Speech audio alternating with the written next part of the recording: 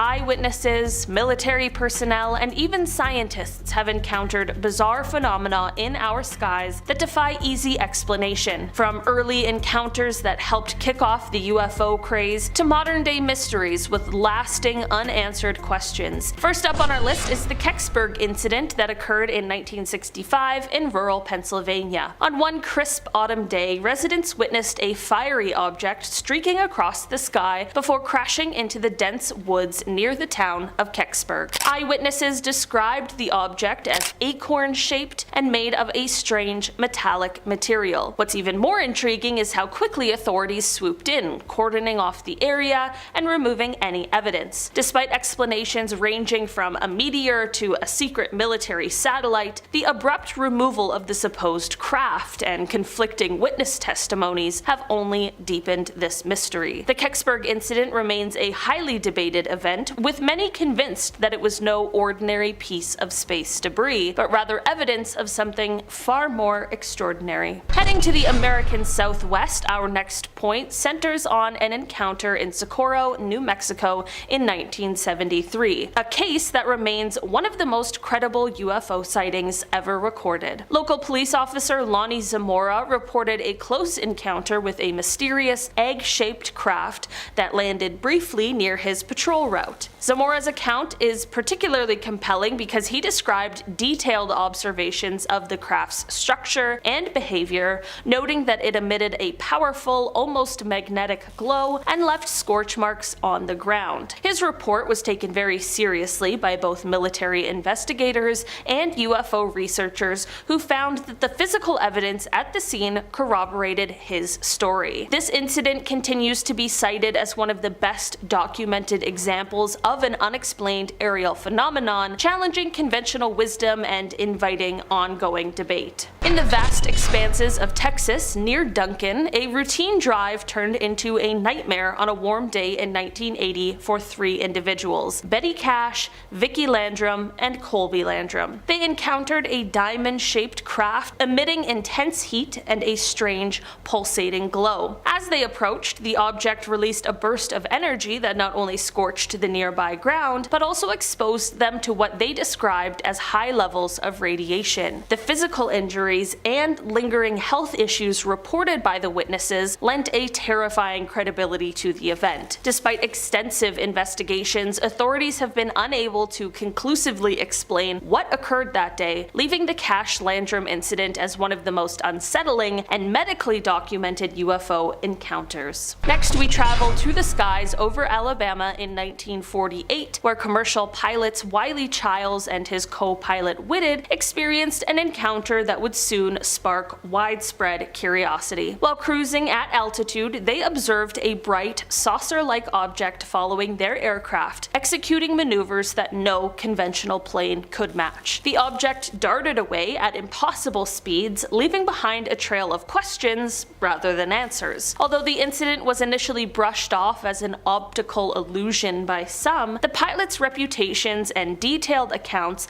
have ensured that this encounter remains a significant piece of aviation and UFO lore. Its early date and credible witnesses continue to invite debate about what the pilots really saw that day. Venturing into the rugged wilderness of Manitoba here in Canada, we encounter the infamous Falcon Lake Incident of 1967. While exploring near Falcon Lake, Stephen Michalak came face to face with a glowing, cigar-shaped object that descended from the sky. As he drew near, the craft seemed to radiate an intense heat, and he later suffered unusual burns on his chest and hands, injuries that defied typical explanations. His physical evidence, including peculiar markings and radiation-like effects, has been thoroughly documented by local authorities and independent researchers. The Falcon Lake incident stands as one of the most chilling examples of direct human contact with an unknown aerial phenomenon,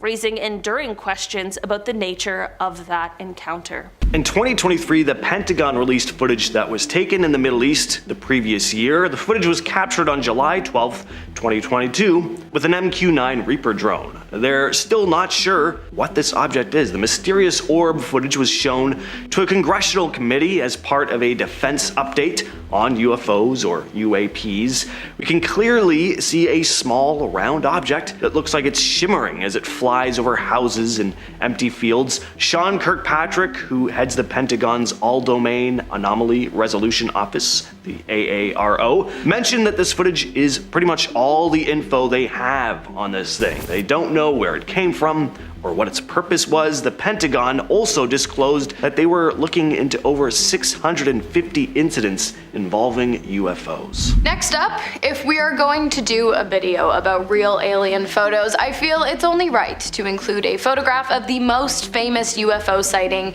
and interaction to date, the Battle of Los Angeles, or the Great Los Angeles Air Raid, which took place on February 23rd of 1942, just 2 months after the attack on Pearl Harbor. The night the photo was taken, all of Los Angeles was directed to go under blackout by the US military. After all the lights on the ground turned off, the sky above LA was suddenly lit up by a large handful of strange, unidentified flying objects. The military then opened fired into the sky, and the public watched in utter shock as 1,400 rounds of ammunition fired at the airborne, seemingly extraterrestrial objects appeared to have no effect whatsoever. Smoke filled the sky, and when it cleared, not a single craft was to be found in the sky or on the ground. 5 civilians died after being hit by materials that appeared to have ricocheted off of the intended targets. 3 were killed in car accidents due to the chaos of the event, and 2 more died of heart attacks due to the stress of the event, which was 2 hours long in total. If this isn't legit, I don't know what is. That's pretty crazy. Next up, we have some mysterious UFO footage that was taken in Wales. So in September of 2016, a police helicopter flying over the Bristol Channel in Wales around 9 p.m. spotted something in the sky. It was only visible on the chopper's thermal camera, cruising at about 106 miles per hour against the wind. Former cop Gary Haseline later released the full video footage, urging the UK government to come forward with whatever they knew about UFOs. Of course, they didn't. Police thought it could have been a drone at first, but the object was moving pretty fast. Faster than any known models at the time. Apparently the thing was picked up by local air traffic control and emitted heat. Haseline stated, "This is verified police helicopter FLIR footage showing an object not seen with the naked eye but clearly seen in the infrared spectrum. It is moving against the wind, so it is not a balloon, nor is it emitting any heat signature indicating a propulsion system." Next up, we have a photograph taken on May 1st of 1952 at 7:58 a.m. by George Adamski, who claims to have seen multiple UFOs flying over his backyard in Mount Palomar during the 1940s all the way through to the 1960s. Although many renowned UFO experts have been unable to back his claims, Adamski maintains firm in his belief that he was able to capture not only this image of a cigar-shaped mothership flying in front of the moon seen here, but also the image of 6 unidentified flying objects he believes to be alien spacecrafts arising from the moon and flying in formation, which you can now see here. These images gained such notoriety in their time that for a while a rendering of the 6 spacecraft photograph was featured in a postage stamp in Grenada in 1978. Not only did Adamski claim to have taken a number of other images, which were unfortunately destroyed, he also claimed to have communicated with the aliens aboard these ships using symbols, hand gestures, and even telepathy. Whether or not he's telling the truth, I personally believe he would make a hell of an entertaining dinner guest. This footage was captured in 2004 by Mexican Air Force pilots. They'd been on a routine flight when they spotted several glowing objects on their infrared cameras. They couldn't actually see the objects with the naked eye. There were 13 of these objects in total, flying over the skies of southern Campeche state. This is a solid piece of footage right here. At one point we get a nice long look at the glowing objects flying in perfect formation across the sky.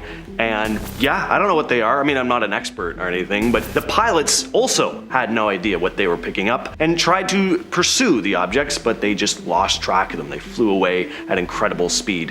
The footage wasn't released until 2010, and ever since, it's been cited as one of the most convincing examples of a genuine piece of UFO footage. And finally, we have some more video footage coming to us straight from the declassifieds. I'm talking about UFO documents released to the public by the Pentagon after so many years of adamantly denying the existence of such phenomena. On January 15th of 2023, cameras were set up to survey an MQ-9 Reaper aircraft when all of a sudden, an unidentified aerial presence was captured on that same video, moving at speeds unreachable by any kind of modern-day aircraft. It was shocking to say the least, but it actually gets crazier. The object was moving so fast that it appeared to actually disrupt the atmosphere surrounding the craft, leaving behind an atmospheric wake in lieu of a jet stream as it disappeared completely into the sky. It sounds pretty unbelievable, but as I said, the footage was literally released by the Pentagon, who have done a complete 180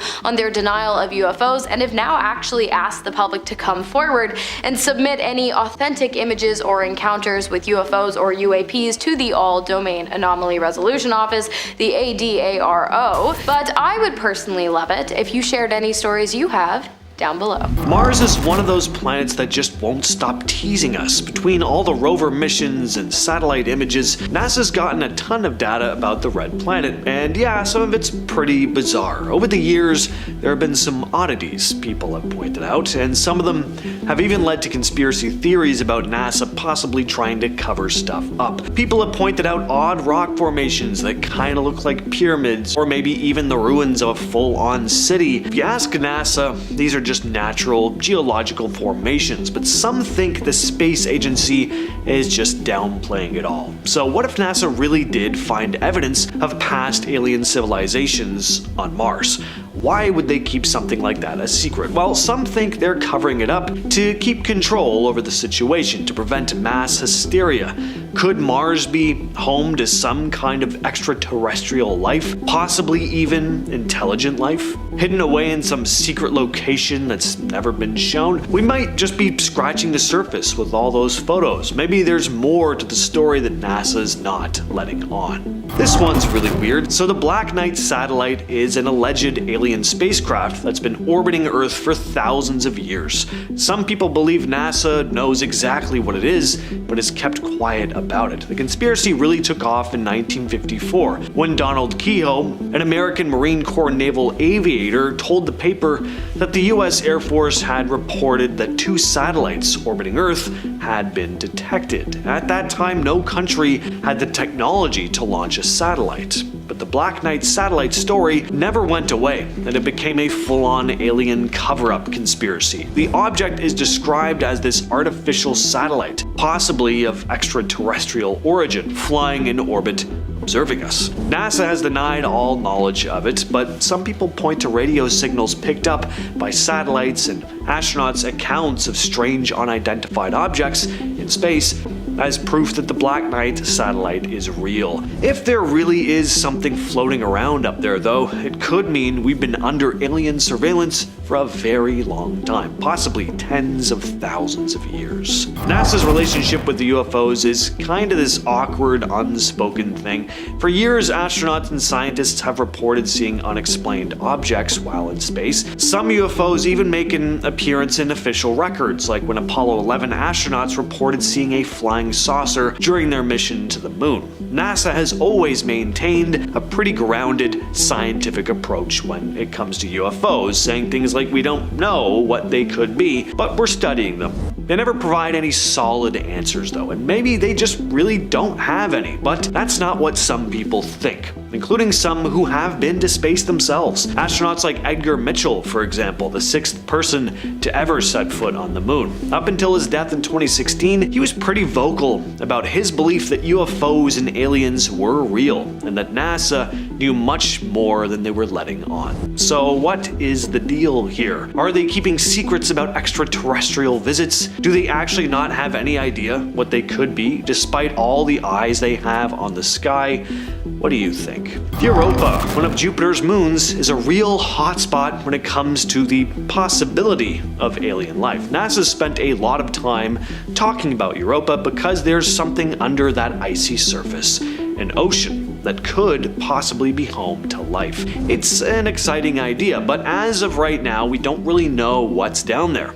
Or do we? Some researchers believe NASA knows much more than they've let on. Europa's ocean is considered one of the most promising places to find life beyond Earth, so why is NASA so quiet about it? Could it be they've already discovered something under the ice?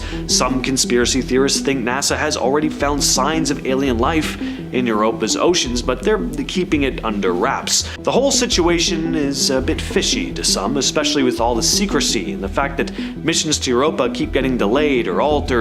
Could NASA be sitting on a major discovery, just waiting for the right moment to drop it? In 2017, the Pentagon confirmed it had been running a secret UFO program known as AATIP, the Advanced Aerospace Threat Identification Program. The revelation caught a lot of people off guard, but NASA was likely involved, at least behind the scenes.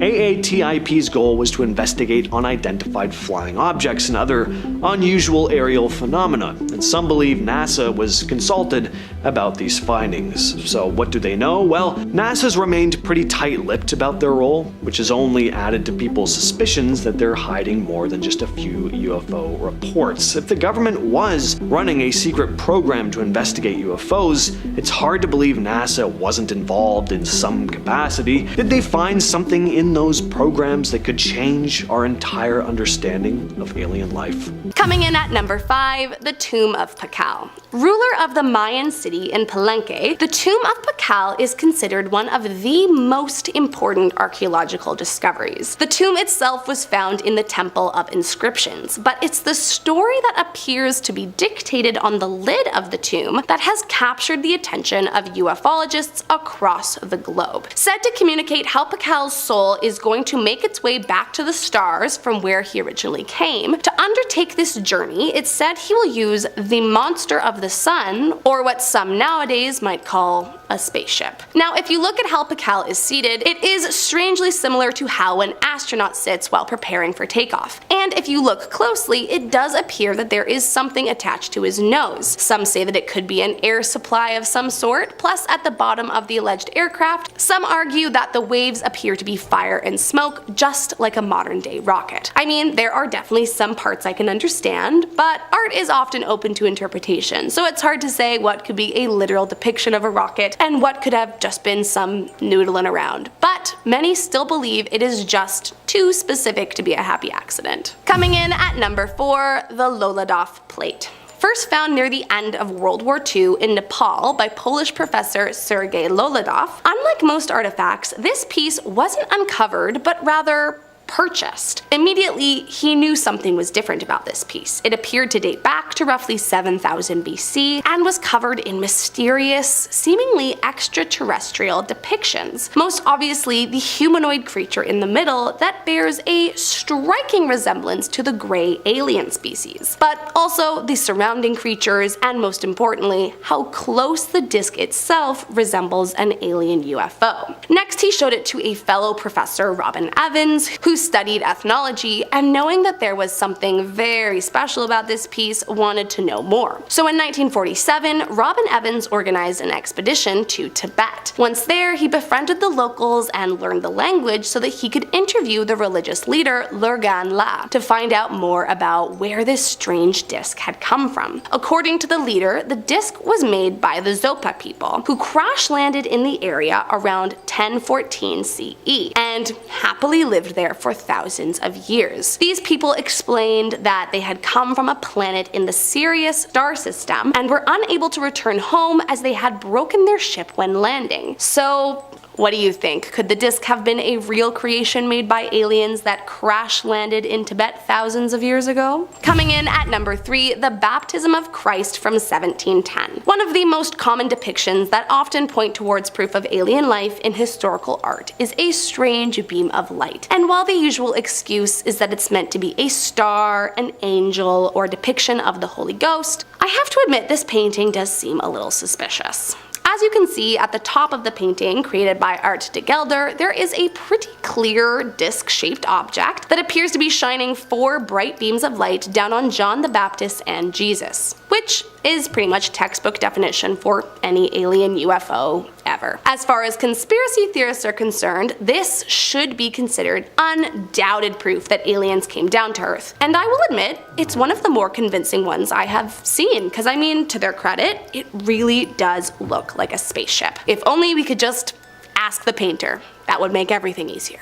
Coming in at number 2, the Annunciation with Saint Emetius in 1486. Another day, another strange beam of light shooting down from the sky in a 15th century painting. This gorgeous piece, painted by the Italian artist Carlo Crivelli, is said to be designed to celebrate the announcement by the angel Gabriel to the Virgin Mary, telling her that she would become the mother of Jesus. But if you look closely, in the top left-hand side of this painting is a peculiar disc that almost looks as if it's on fire, shooting a beam of light through the sky right into the head of the Virgin Mary. Plus, if you look really closely, there is another kind of halo-type figure over her head, with what looks like a small bird flying towards her. Now, to be fair, this painting doesn't come without a scholarly explanation. The flying saucer in the sky is supposed to represent the Holy Spirit, while the beam of light is meant to be Mary receiving Jesus into her womb from the Spirit. But that doesn't mean that everyone is on board with this explanation. I mean, could it be a religious allegory? Sure. But could it also be a spookily accurate depiction of an alien spaceship hiding in plain sight? I don't know, you tell me. And last up today in our number 1 spot, the Urobune. The Urobune refers to a mysterious unknown object that was allegedly found drifting off the coast of eastern Japan. According to legend, an attractive young woman arrived at the local beach on February 22nd, 1803. First discovered by some fishermen, they confiscated the ship before they brought her inland for questioning. But strangely, the woman was unable to speak Japanese and was very different from anyone else they had ever seen. Eventually, they walked her back to the ocean, returned her vessel back, and she left, never to be seen again. Now, of course, when this object was seen, many painters began drawing the strange sight, and this object was also depicted in 3 separate texts. So to this day, many believe that the object in question was a UFO coming down to Earth. Said to have been discovered by Hitachi sailors, the UFO, as many claim, was made of steel and glass and supposedly only big enough to fit one small person. And inside the craft, sailors reportedly found strange scripts that they were unable to decipher. So between that, the woman who couldn't speak the language, and just the general look of the thing, it could very well have been an alien UFO. At the time of this recording, NASA has just launched a craft the other day set to head to Jupiter's moon to discover if life exists there. On October 14th, NASA launched the Europa Clipper spacecraft on a mission to explore Jupiter's moon, Europa, which scientists believe might have conditions suitable for life. The spacecraft lifted off from Kennedy Space Center in Florida on a SpaceX Falcon Heavy rocket. This mission aims to investigate Europa's subsurface ocean, hidden beneath an ice shell that could be up to 25 kilometers thick. Europa is about a quarter of the size of Earth, but it's believed to contain twice as much water as all of Earth's oceans combined. This makes it one of the most promising locations for finding potential life out in space, at least that we know of. The Europa Clipper is the largest spacecraft ever built for a planetary mission. It's about 100 feet long, equipped with 9 scientific instruments designed to measure the internal ocean and analyze the composition of the moon's surface. The spacecraft will conduct 49 close flybys of Europa starting in 2031, getting as close as 15.5 miles to the surface. So unfortunately, we do have quite a while to wait before we hear anything, but the fact that NASA is actively seeking out life on a distant moon is pretty cool. Fingers crossed they find something. Just last year, NASA released a highly anticipated 36-page report on UFOs, or UAPs, and there were some interesting takeaways. They looked into hundreds of sightings but concluded that they didn't find any solid evidence that aliens were behind any of them. Still, they didn't completely rule out the possibility either. NASA Administrator Bill Nelson made it clear that the agency is stepping up its game in researching these mysterious encounters. He said they'll be using better tech, and artificial intelligence to dig deeper into them. The report is pretty technical, but one key takeaway is that it stated there is no reason to conclude extraterrestrial sources are responsible for these sightings, but the report also didn't deny the possibility of, quote, potential unknown alien technology operating in Earth's atmosphere. So that's pretty cool. Nicola Fox, who's part of NASA's Science Mission Directorate, said UAPs are still one of our planet's biggest mysteries. The challenge? A lot of the data they have just isn't good enough to draw any solid conclusions about what these sightings really are. To tackle this, NASA brought in a new director of UAP research, but they're keeping their identity a secret. This person will build a database to track and analyze future sightings, and using AI and machine learning. It's a smart move, especially since Dr. Daniel Evans mentioned that some members of the UAP panel had faced, quote, actual threats, which is unsettling, so keeping the new director's identity hidden is really about protecting their safety. The Falcon Lake Incident began on May 20th, 1967 in Falcon Lake, Manitoba, Canada. This event is often been called Canada's best documented UFO case, and for good reason. It all started with Stephen McCallick, an industrial mechanic and amateur geologist. He was exploring the area in search of precious metals when he suddenly heard a commotion from a flock of geese, and he looked up to see two strange objects hovering about 150 feet away, which he described as cigarette-shaped things with humps in the middle, glowing with a reddish hue. One of the crafts then landed on a nearby rocky platform, transforming into a shiny disc that looked like, quote, hot stainless steel. McCallick sketched the craft for about a half an hour before deciding that he wanted to get a closer look. As he approached, he noticed it was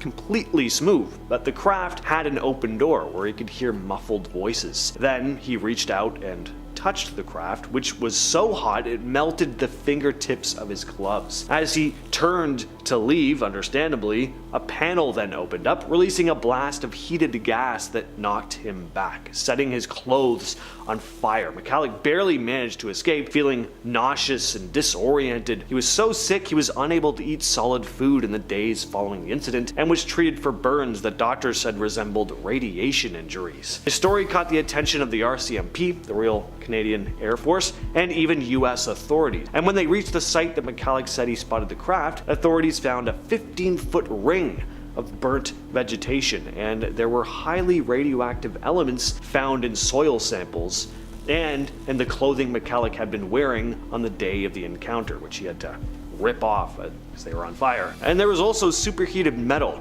that had melted into the cracks of rocks, also highly radioactive. Till this day, the case has not been explained. This incident is referred to as South Africa's Roswell, the Kalahari crash. Kind of tells you how significant this one was. So the story goes that this whole incident was covered up. Some of the details of this one are a bit vague, and some chalk this up to being a hoax, but there were supposed leaked documents describing the following events. So this was an unusual event that took place over the Indian Ocean on May 7th, 1989. According to reports, a fast-moving object, believed to be a UFO, was spotted by naval personnel. In response, fighter jets were sent to intercept and target it. The UFO was successfully hit and crashed in the Kalahari Desert, leaving a noticeable skid mark. Shortly after the crash, a US recovery team was swiftly deployed to gather evidence from the site and transport it to Patterson Air Force Base. And not only were parts of the aircraft retrieved, but the bodies of two alien beings as well. The Tic-Tac UFO incident is one of the most compelling pieces of evidence in the world of unidentified aerial phenomena, or UAPs. On November 14th of 2004, retired Navy Commander David Fravor, a pilot with the USS Nimitz, had an encounter during a training exercise off the coast of Southern California. Fravor was flying with Lieutenant Commander Alex Dietrich when they were directed to investigate an unusual radar signal detected by the USS Princeton, another ship in their strike group. The radar operators had spotted, quote, multiple anomalous aerial vehicles that descended from 80,000 feet to sea level in less than a second. Fravor and Dietrich diverted to get a closer look, and as they approached, Fravor described seeing a small white object that looked almost like a tic-tac, hovering above the ocean waves. He recalled in a 2021 interview that the object seemed to respond to their movements, as if it was aware that they were there. The Tic-Tac was about the size of Fravre's jet, but had no visible markings, no wings or exhaust plumes. He attempted to cut it off, but the object accelerated away so quickly that it vanished from sight, only to be detected 60 miles away in less than a minute. Fravre stated, "I think what we experienced was well beyond the material science and the capabilities that we had at the time, that we have currently or that we're going to have in the next 10 to 20 years. This incident came out in a report revealing over 500 sightings since 2004, some of which, including this one, are still unexplained. The star system where these aliens are supposedly from has been at the center of some of the most famous alien abduction stories in history, including the Barney and Betty Hill abduction. Were these beings from Serpo, Ebens, or Greys, as they're typically called, responsible for abductions like this? The Barney and Betty Hill case is pretty interesting. In September of 1961, this American couple was driving through rural New Hampshire at night when they noticed strange lights in the sky that seemed to be tracking their car's movements. Barney decided to stop the car to get out and have a look, and what he allegedly saw were humanoid figures peering out from a hovering craft. The Hills peeled off as fast as they could, but they later realized they'd lost a pretty hefty chunk of time that they just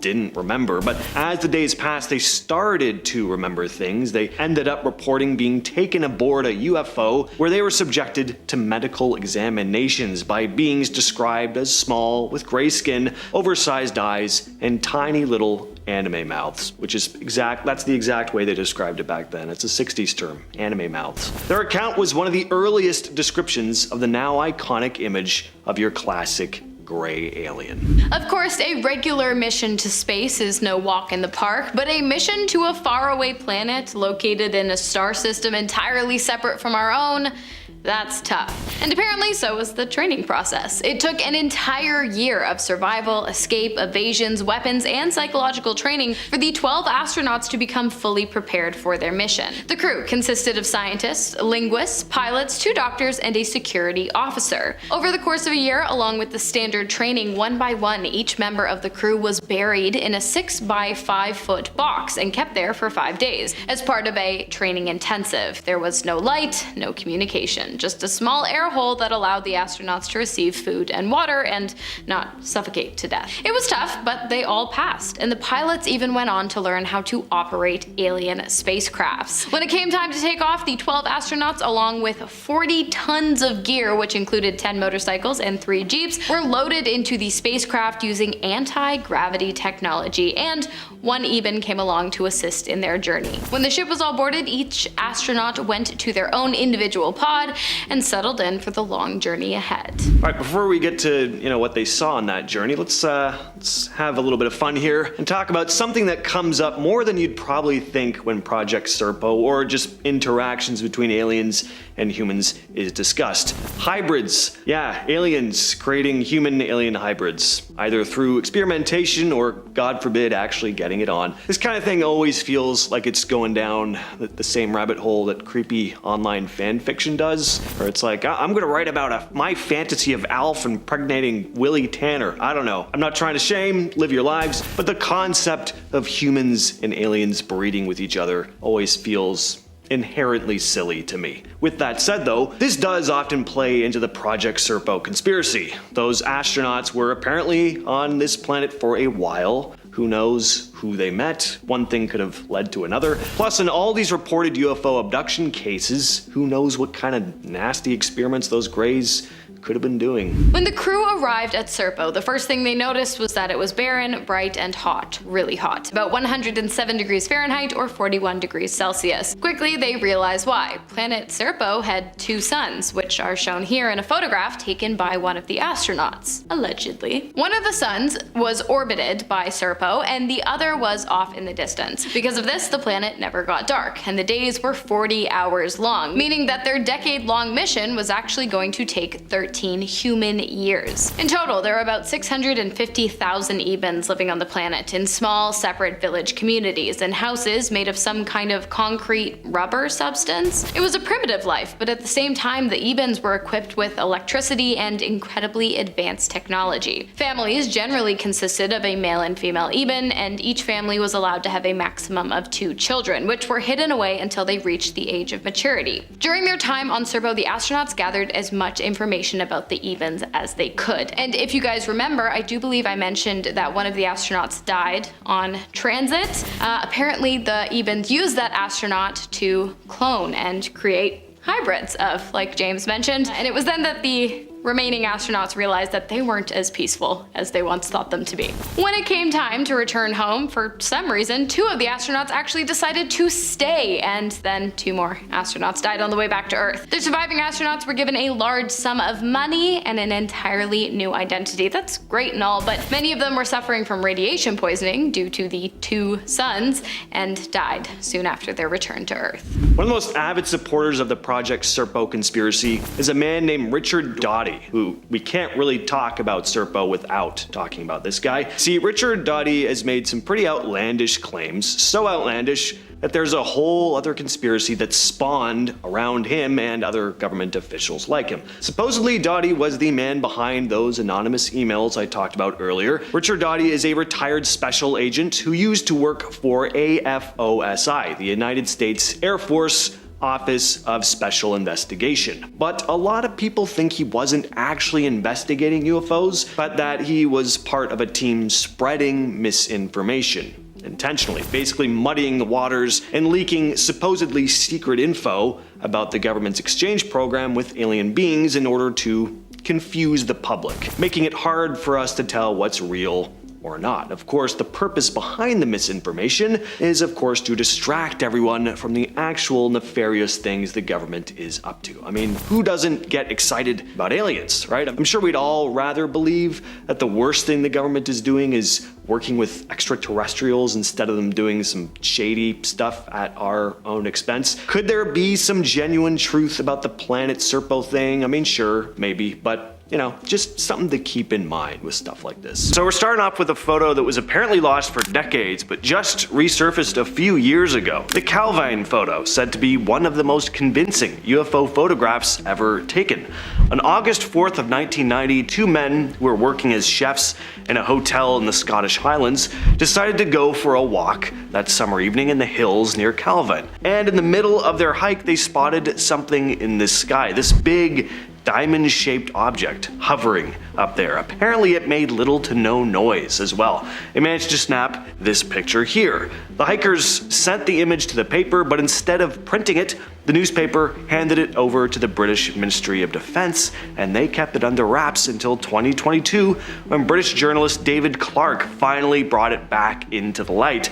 After digging for 13 years, Clarke, who teaches at Sheffield Hallam University, discovered that a former Royal Air Force press officer, Craig Lindsay, had a copy of the photo all along, waiting for someone to ask about it. Clarke also had his colleague Andrew Robinson, a photography expert, examine the photo. Robinson found no evidence of tampering or manipulation. So, is this flying object of extraterrestrial origin? Well, Clarke believes it is a genuine UFO, just maybe not an alien aircraft. He thinks it could be the rumored Aurora, a super secret spy plane supposedly built by the US in the 80s. Next up on our list today, we have a series of photographs of real-life aliens found in 2017 in Peru near the pre-Columbian Nazca lines. Analysis done on the body of the aliens, named Clara and Mauricio, showed that they are at least 1,000 years old and that their genetic makeup is not of this world. Although the findings are controversial, that's to be expected, and widely disputed, also expected, many people believe that Clara and Mauricio are modern civilization's first look at real-life humanoid alien bodies, and they see the discovery as a major scientific scientific advancement in relation to our understanding of extraterrestrial beings. The lead researcher on the case said that the bodies with 3 fingers on each hand and elongated heads were found with another, going by the name of Victoria, which was used to conduct the tests that determined the age of the bodies and the genetic material. In the report, lead researcher Musan also stated that Victoria had been carrying eggs inside of her, meaning that it was likely these creatures were able to reproduce offspring and that Victoria was getting ready to when she died. Whether or not the whole thing is a big elaborate hoax remains to be seen. However, despite harsh criticism coming from Musan's peers and the scientific community as a whole, he continues to maintain the validity of his findings, making this kind of believable. Take a look at these wild photos. These are some genuinely unsettling images right here. There's a lot of mystery behind these pictures. There's still no definitive explanation for them. All we know is that the photos surfaced about 10 years back. Supposedly, they were taken from a US submarine traveling between Iceland and islands near Norway. Alex Mistretta, a paranormal investigator, started looking into these pictures after they popped up in a French magazine called Top Secret, following a supposed leak. The photos were allegedly snapped in March of 1971 through the submarine USS Trepang's periscope during a regular military and science mission. A guy named John Kalika first spotted the UFOs through the periscope. We don't know who actually took the images. The pics were shared to the public by Alex after he saw them in that magazine, and there were some curious notes on the back of one of the photos. It said official photograph, not to be released, CT, and another note that read unauthorized disclosure subject security certificate SSN 674 criminal sanction. I don't know, what do you guys think of these? Genuine? Hoax? I mean, some of these images are pretty insane. I mean, if they weren't doctored in any way. Next on our list today, we have the McMinnville UFO photographs taken in none other than Sheridan, Oregon, approximately 9 miles southwest of McMinnville by a local farming couple, Paul and Evelyn Trent. On May 11th of 1950, the pair spotted these strange objects in the sky and rushed to grab their camera. They then captured some of the most captivating UFO images to date. It was Evelyn who first noticed the alleged spacecraft hovering in the sky above the farm. She yelled for her husband Paul, who also confirmed the sighting and was the one to capture the images. Paul's father also claimed to have caught a glimpse of the object before it sped off into the sky. Don't know why I did that. A third-party analysis confirmed that the photographs were not doctored and that they showed a real physical object in the sky above the Trent family farm, and that the object was sitting at a significant distance from the lens of the camera. So basically, it was proven that it wasn't just some kind of bug flying nearby the lens. Whether or not you believe in aliens, UFOs, or UAPs, you gotta admit these images are pretty cool. In 1965, the quiet town of Exeter, New Hampshire found itself at the center of an extraordinary UFO event that involved a diverse group of witnesses. This included local police officers and everyday residents. According to multiple reports, a bright disc-shaped object appeared in the sky and executed a series of maneuvers that defied conventional aeronautics. What set this case apart was the willingness of local law enforcement to document and investigate the sighting, lending an unusual degree of official credibility. Despite exhaustive searches and numerous interviews, no trace of the object was ever found, and its sudden disappearance only deepened the mystery. Our next case takes us back to the late 19th century in Aurora, Texas. According to local lore and sporadic newspaper reports from 1897, a mysterious object streaked across the sky and crashed in broad daylight. Witnesses claimed the impact left a smoking crater and remnants of an unusual metallic craft. While many dismiss this tale as folklore or a misinterpretation of natural events, its persistence in regional history makes it one of America's oldest UFO crash stories. Researchers note that the detailed accounts describing a loud explosion, strange noises, and even hints of an extraterrestrial design set the stage for later UFO narratives. Despite skepticism and a lack of physical evidence surviving to the present day, the Aurora incident remains an enduring mystery that continues to spark debate among UFO enthusiasts scientists, and historians. Heading to the Middle East, our next case unfolds in Tehran, Iran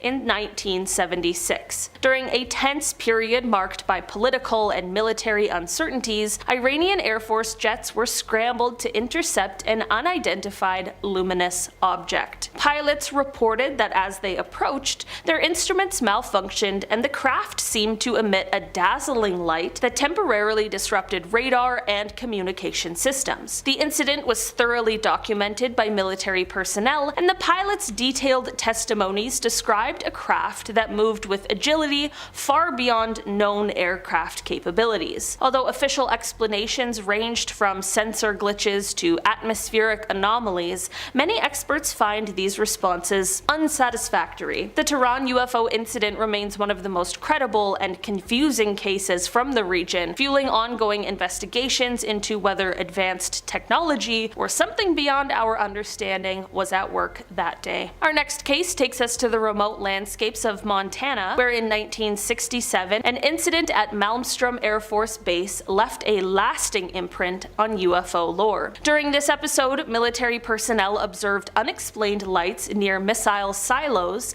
and reports emerged that these mysterious phenomena coincided with temporary malfunctions of nuclear missile systems. The eerie connection between the UFO sightings and the sensitive equipment on board the base has led many to speculate about the possibility of advanced non-terrestrial technology interfering with human military assets. Although official statements have at times suggested sensor errors or natural phenomena, the precise timing and detailed eyewitness accounts from trained personnel make the Malmstrom incident one of the most serious and disturbing cases in UFO history. For many, the idea that such encounters could potentially impact national security only works to deepen the mystery. In 1987, the quiet surroundings of Akita Prefecture in Japan were shadowed by an encounter that left locals both terrified and intrigued. Multiple witnesses, including local police officers and residents, reported seeing a bright metallic craft that hovered silently before accelerating out of sight. The incident was particularly striking due to the detailed descriptions provided by those on the scene. Accounts noted precise, almost military-like maneuvers that defied conventional aeronautical behavior. Japanese authorities conducted investigations, yet the official records remain inconclusive, and many aspects of the event continue to puzzle experts. The Akita UFO incident not only highlights the global nature of these unexplained phenomena, but also reinforces the idea that such encounters can occur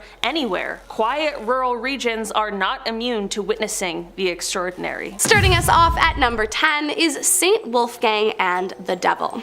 Famously painted by Michael Patcher during the 15th century, St. Wolfgang and the Devil is said to be based around a legend of St. Wolfgang, the Bishop of Regensburg during the 10th century. As the legend goes, St. Wolfgang saw a church within his heart and vowed to build it. One day he struck an axe to the ground in the place where it was to be built, but after having trouble finding someone to help him, he managed to enlist and trick the devil into building the church for him. There's a lot more to it, but that's essentially the gist. However, nowadays, internet sleuths who come across this famous painting have been quick to point out that the creature seen in it looks less like the devil, but more like a creepy winged alien. And I mean, part of me does get it. Like, just take a second to look at the creature. It's literally depicted as a scaly green monster with a second face on his butt, which is unlike any depiction of the devil I have yet to come across. So could it have been an alien?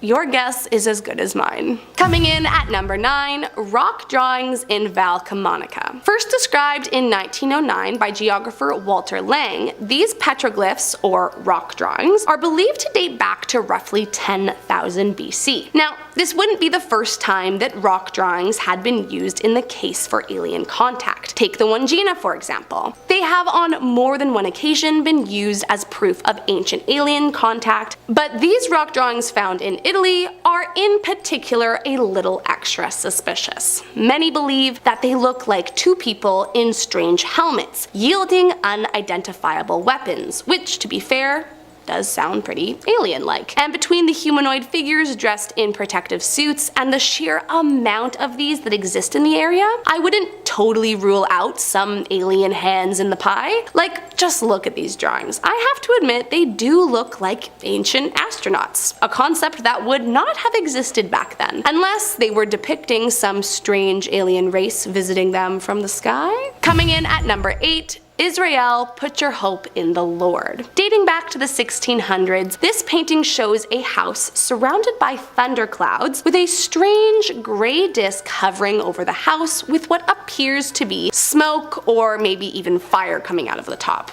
And I mean, it's hard to not get the UFO claims on this one. Some who wish to disprove the alien spaceship theory have pointed out it's probably meant to represent God, wielding a shield, hence the gray circle coming down from the sky. And to be fair, I can see that being true. But I can also see this being a spaceship, because I mean, well, look at it. Also, the UFO is like right in the prime time abducting setting, thunderous storms, limited visibility, over a house, blaming God for the disappearance.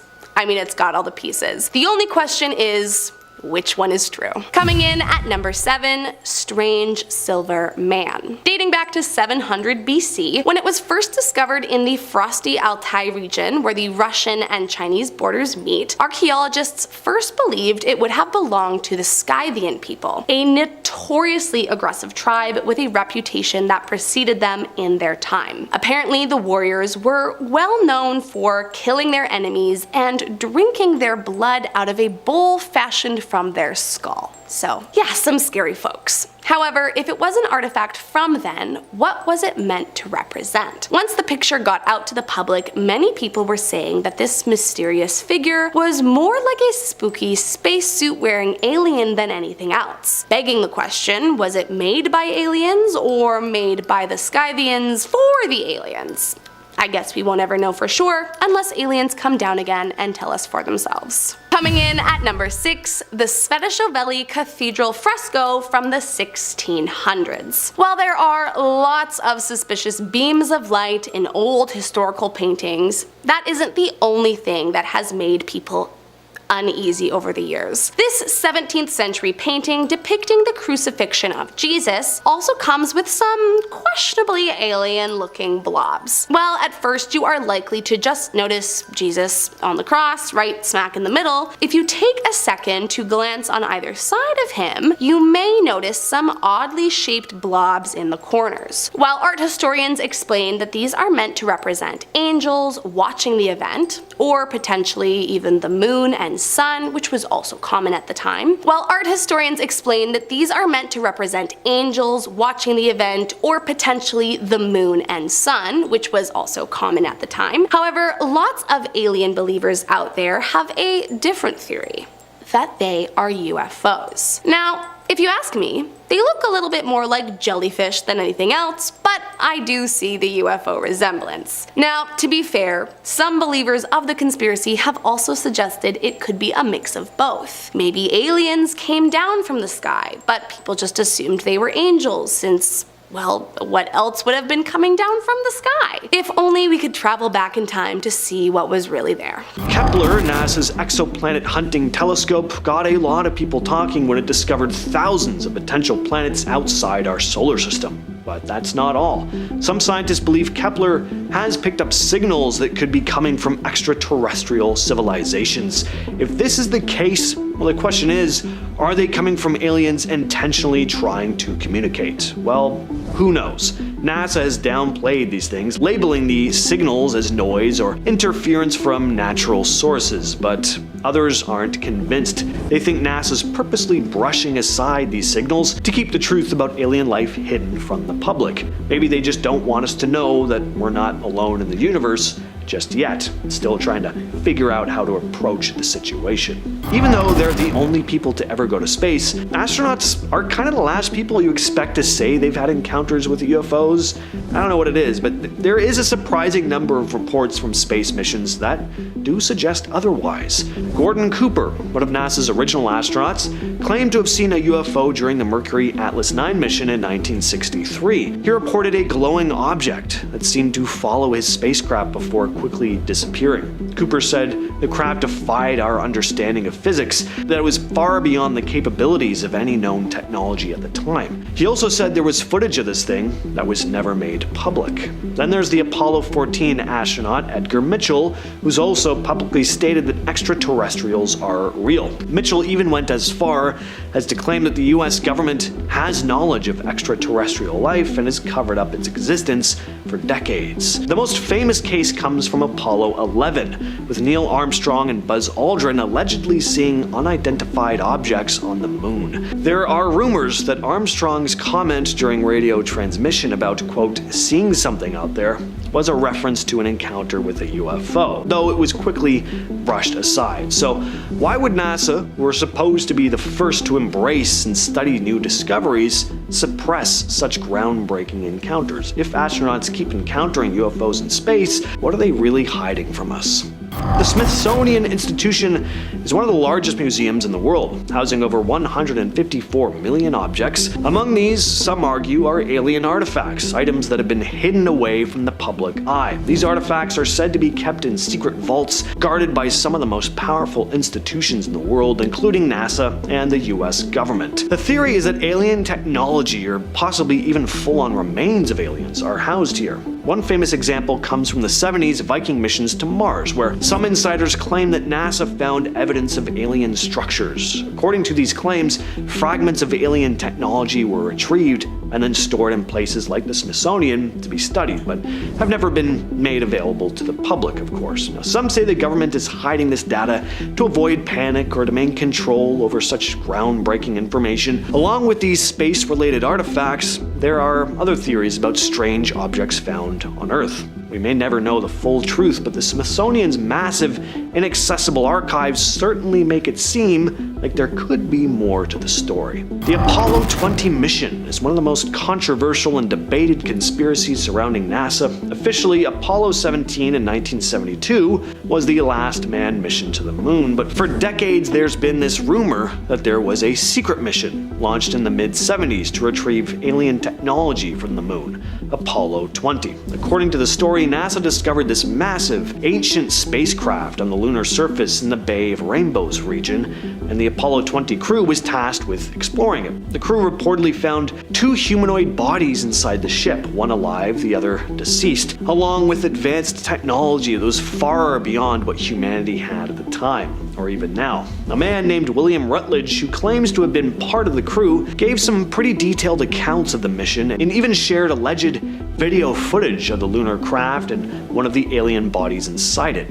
NASA consistently denied any such mission took place though. But the Apollo 20 theory has a loyal following. Some argue that the mission was kept secret because the discovery was part of a larger program to study extraterrestrial technology. For what purpose? Who knows? One of the most bizarre and frustrating mysteries surrounding NASA's Apollo missions is the alleged lost tapes. These are the original analog recordings of the lunar landings, including the famous Apollo 11 mission, which are said to have been erased or taped over at some point in the 80s. You're probably thinking, well, how on earth could they throw away something so historically important? Well, NASA claims it was just for practical reasons. Those tapes were expensive, they were reused for other purposes, but some conspiracy theorists believe the real reason behind the lost tapes is far more sinister. The tapes contained pristine, high-resolution recordings of the Apollo missions, including the first steps on the moon. If they still existed, they would have been priceless artifacts of human history. Instead, only lower quality copies remain, and NASA's explanation for erasing them has definitely raised more questions than answers. Was there something else on those tapes? Maybe? There have always been whispers that something was filmed during the Apollo 11 mission, something NASA didn't want the public to see. But if the tapes were really lost by accident,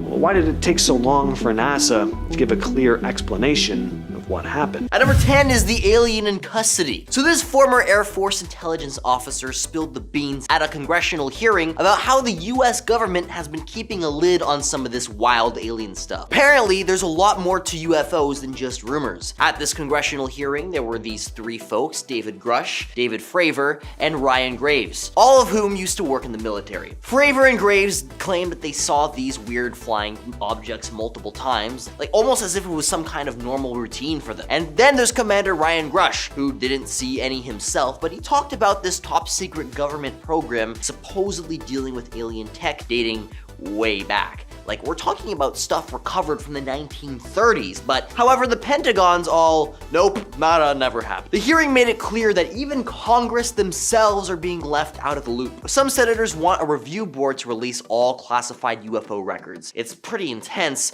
especially since people are thinking that this could be all a big deal for national security. Graves said it right himself, we deserve to know what's happening in our skies. At number 9 is the interstellar base on Mars. Are we already in touch with aliens?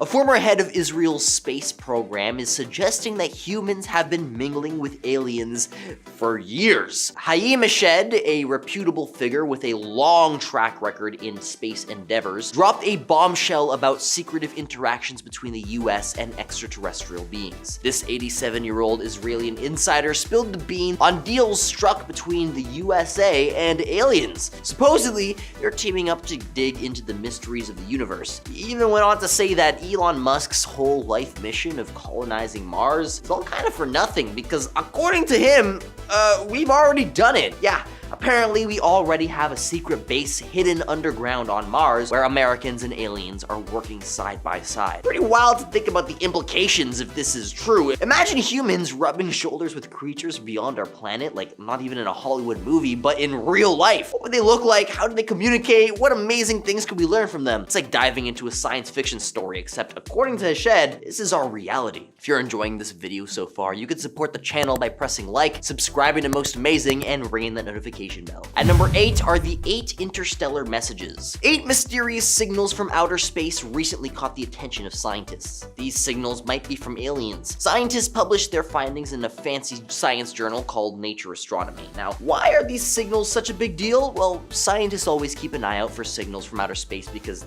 they might be aliens trying to talk to us. These signals could show that there's someone out there using technology to try and communicate with us. But hold up, how do we know that these signals are from aliens? It's a good question. You see, these alien signals are different from regular human signals, or just pulsars, for example. Humans use wide-range signals for things like phones and Wi-Fi, but these alien signals, they're narrow and way different. That's what makes them special, and possibly from alien technology. Now, how did scientists discover these signals? Well, they used a clever AI program with a cool telescope. This AI checked 812 star systems from data collected by a satellite called Hippocros. And guess what? It found 8 signals that seemed promising that could possibly be from aliens. However, when scientists looked again, the signals were gone all of a sudden.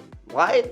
Nobody knows for sure. Maybe the aliens are being shy or just not that into chatting with us. But hey, it's still exciting because this means that there's somebody out there trying to reach us just from far, far away. At number 7 is NASA's golden record. Yeah, I'm talking about the Voyager golden records, basically those groovy golden discs that got launched into space in 1977. For those of you who don't know, the NASA Voyager is the first man-made object to ever leave our solar system. And so scientists thought, hey, if aliens ever find this thing, maybe we should leave some clues about how to find us. Carl Sagan, this big shot astrophysicist, and his team put a bunch of cool stuff on these records, like sounds of Earth, music, greetings in different languages, and they even managed to encode some pictures into it. But here's the kicker, how would aliens even know what to do with this freaking disc? Like, imagine just stumbling upon a weird disc, gold with symbols all over it, and having no clue how to play it or even what it is in the first place. Just pretty confusing. So basically, we can't exactly use stuff like English or like numbers or anything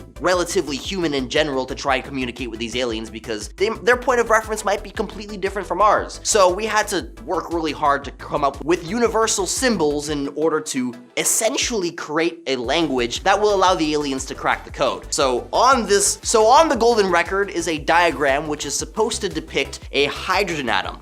Now, essentially what's going on in the diagram is that it's depicting the electron of the hydrogen atom flipping its spin. Now, every element produces a certain wavelength when their electron flips their spin, and it's unique to each element. So if aliens can figure that out, now have a number that they can use for reference for the entire thing. And so there's also that cool star-looking map, that's called a pulsar map. Essentially, the ends of the lines are supposed to depict pulsar stars, so they're essentially cosmic lighthouses, these stars that spin around really fast thanks to their magnetic poles and emit a beam of light. Each pulsar has its own unique frequency at the way it spins, and so using our hydrogen wavelength from earlier, aliens will be able to decipher which stars those are exactly, and thus be able to pinpoint where our planet is, which is all really convoluted and really cool. So cool, in fact, that I have it tattooed on my back. Anyways, these records also have some uranium stuff on their covers. Not dangerous though.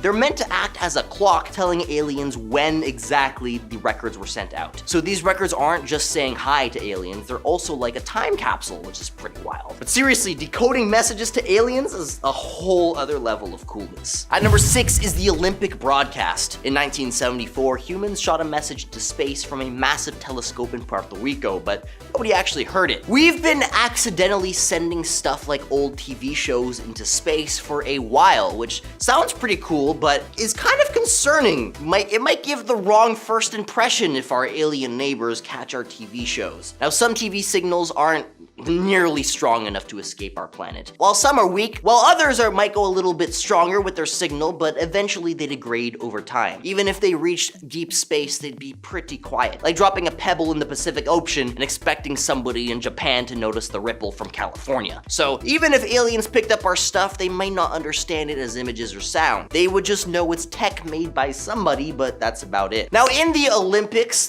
during the reign leading to World War II, the famous dictator with the mustache delivered a speech, and that broadcast was so loud and powerful, it might actually be the very first thing that aliens discover about us. Yeah, imagine if we met them like, hey, we got a message from you. Yeah, that was from our worst guy, like, ever. The 1952 Washington, D.C. UFO incident, often referred to as the Washington Flap, is one of the craziest UFO reports in history. Over 2 weekends in July of that year, people in the Capitol began reporting a series of strange sightings in the sky. On the night of July 19th, radar operators at Washington National Airport picked up a cluster of unknown objects flying at incredible speeds. Ground witnesses described seeing bright lights darting around erratically. The following night, the sightings continued, and the U.S. Air Force sent up fighter jets to chase the mysterious objects. Pilots in the jets reported seeing glowing lights that seemed to defy the laws of physics, making sudden accelerations and sharp turns that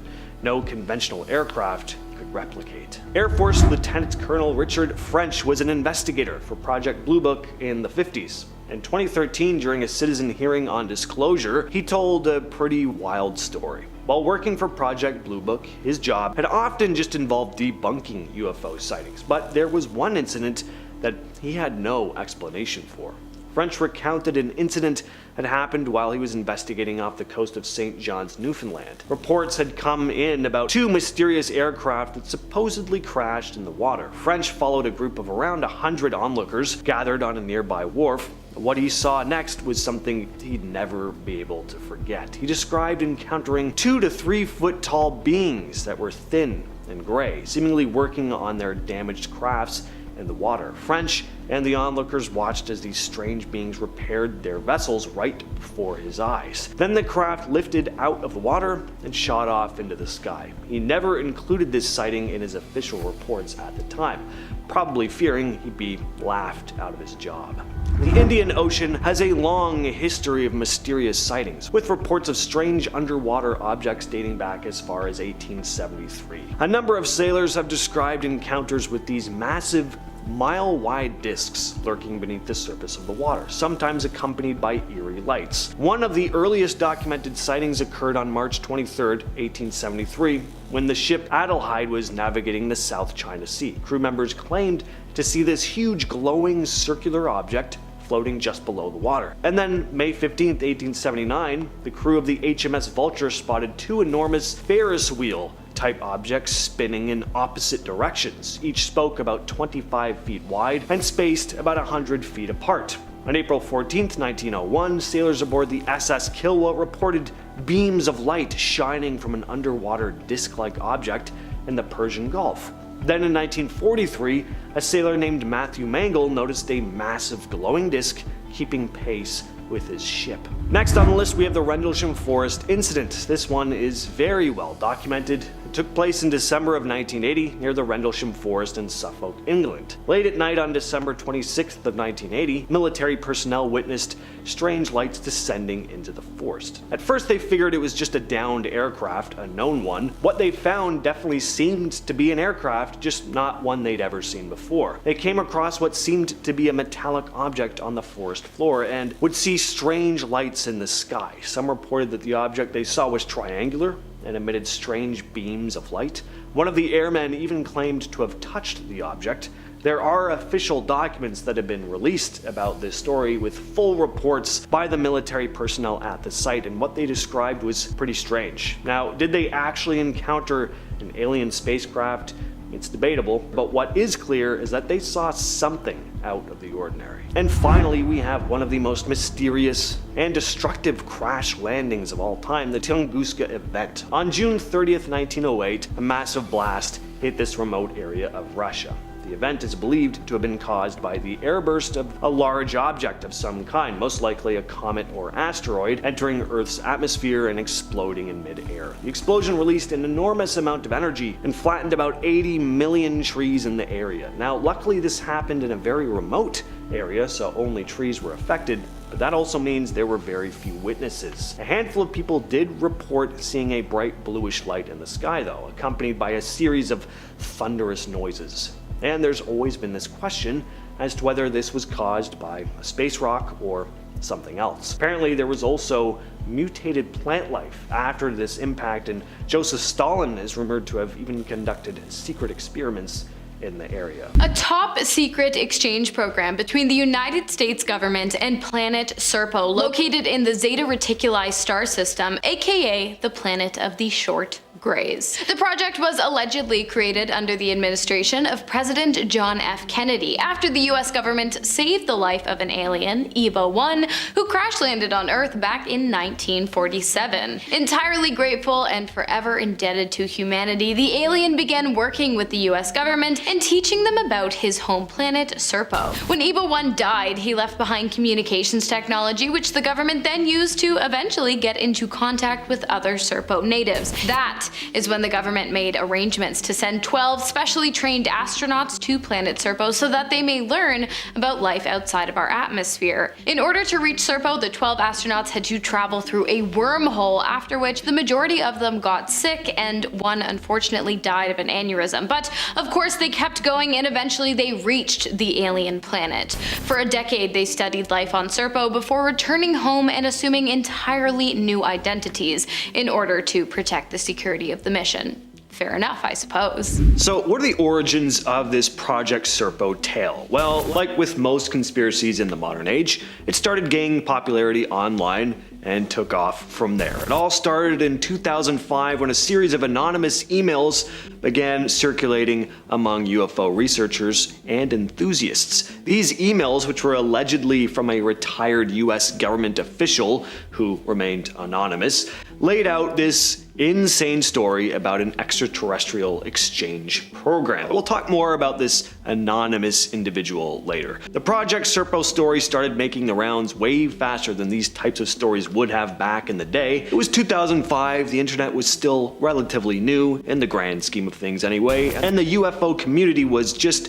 hungry for new, sensational stories. And this one, it's pretty much the definition of sensational. Remember that alien that I mentioned, EVA 1, that crash landed to Earth in 1947? Yeah, well that was actually the Roswell incident of 1947, and also the first time the US government supposedly made contact with aliens. As many of you are probably already aware, in 1947 an unidentified object crash landed on some farmland in Roswell, New Mexico. When Area 51 was alerted of the incident, they rushed to the scene, collected the object, and released a statement saying that what had come spiraling down to Earth a few nights prior was nothing more than a weather balloon. But then they sent the object out to another base for testing, and another, and another. Why? Well, because it wasn't actually a weather balloon. It was an alien spacecraft containing 6 aliens, 5 of which had died in the crash, and one of which came to be known as Extraterrestrial Biological Entity Number 1, or EVA 1. EVA 1 was taken to the Air Force facility in Los Alamos, where he stayed until his death in 1952. During this time, he learned to communicate with the military and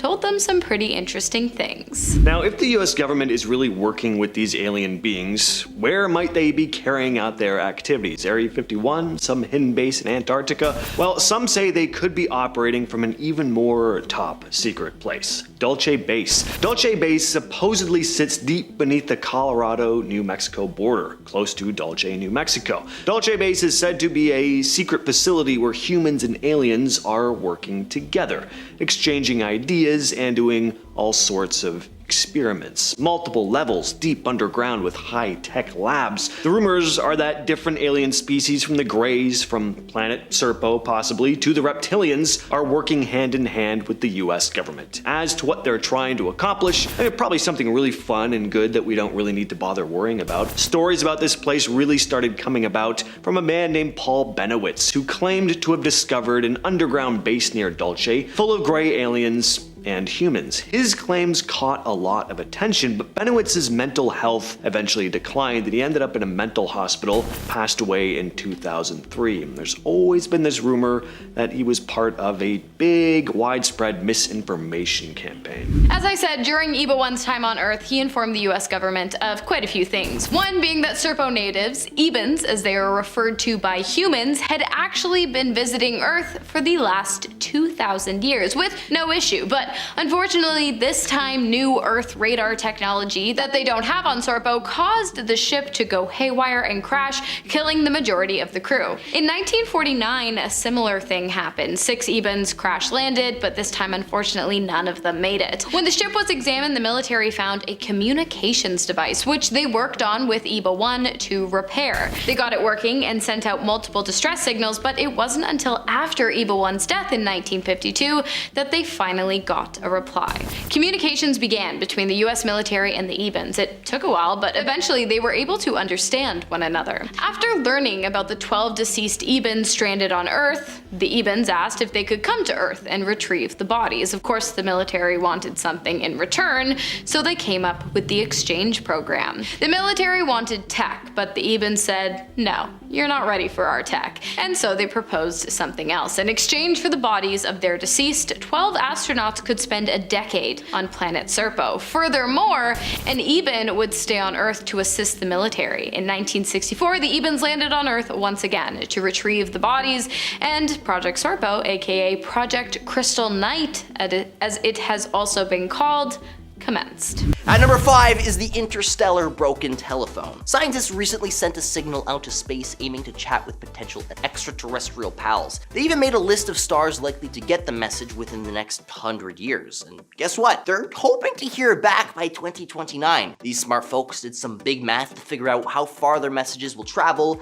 and when any replies might show up if they do. They shared their cool calculations in a science journal called Publications of the Astronomical Society of the Pacific. But the tricky part is that when we send these kind of radio signals out to space, they get weaker and harder to catch as they zoom along. So to make sure our messages have more oomph, scientists used NASA's super-powered deep space network. Some earlier attempts at this space chatting happened in the past, as back in 2002, we pinged a dead star about 27 light years away. And in the 80s, we messaged 2 stars expecting a reply by 2030. But not everybody thinks that this is a good idea. Some scientists worry that if aliens respond, we might not even notice. We only spread about one millionth of the Milky Way with our signals. That's like trying to yell in a cosmic empty stadium. And number 4 is the beacon in the galaxy. We've been trying to talk to potential aliens for a while now. It's like sending a message in bottomless space. The first attempt was in 1974 with the Arecibo Message. Fast forward to now, and scientists are still at it trying to figure out the best way to say hi to whoever might be out there. This new message, called the beacon in the galaxy, is like a crash course in everything that humans know. Math, chemistry, bio, you name it. But the tricky part is reminiscent of the golden record from earlier. How do you write a message that an alien can understand? We can't use our languages or even numbers or symbols because, let's face it, aliens aren't gonna know our ABCs or 1, 2, 3s. So we use a kind of code, like a computer language called binary. It's like all 1s and 0s, kind of like how computers talk. But even some really smart people on Earth had trouble decoding this binary message. Imagine aliens trying to figure it out. They might not even know what binary is. These messages also have drawings and diagrams about us and our place in the universe. But aliens might not be able to even see things the way we do, so even if they do get our message, they might not understand what we're trying to show them. And number 3 is the Arecibo Message. This message was humanity's very first big attempt to send a message to aliens. It's basically a letter hoping aliens would find it. This all went down in '74 when scientists sent a super strong signal into space from Puerto Rico. It was like a big hello to any possible aliens in a star cluster called M13, super far away from us, about 21,000 light years far. The message they sent was pretty simple. It had patterns and information about us, Earth, our solar system, but again, it was in binary made of ones and zeros. Now, it's unlikely we will ever get a response to this message in particular, but hey, at least we tried. At number 2 is the WOW signal. Wow. In 1977, a radio signal called the WOW signal made scientists go, wow. It was caught by a telescope at Ohio State University and lasted for 72 seconds. But after that, it disappeared, never to be heard again. The astronomer who discovered it was so amazed, he circled the signal on the datasheet and wrote wow next to it, and hence its name. Now, the signal didn't come with a message or anything. It was just a strong burst of radio waves. Scientists have been trying to find its source for ages. One idea might be it comes from a star in the Sagittarius constellation, but experts say we can't jump to conclusions. And at number 1 is interspecies communication. What do whale experts and alien hunters have in common? A lot more than you'd think, actually. This group of scientists got together and worked with their goal being to chat with whales. They did this experiment with a humpback whale named Twain. It wasn't like a full-on chat about life in the ocean, but it was still amazing. They used a special whale sound, kind of like a hello, to see if whales would reply. And then Twain showed up. For about 20 minutes, they kept making the sound, and Twain responded each time. Now, what's cool is that she even matched the gaps between their sounds. Like if they waited 10 seconds, she waited 2 before replying. It's a real conversation. Why is this important? Well, scientists think if we can understand how animals talk to us, we might be able to figure out how aliens could communicate with us as well. Imagine if whales taught us how to chat with extraterrestrials. It's pretty cool.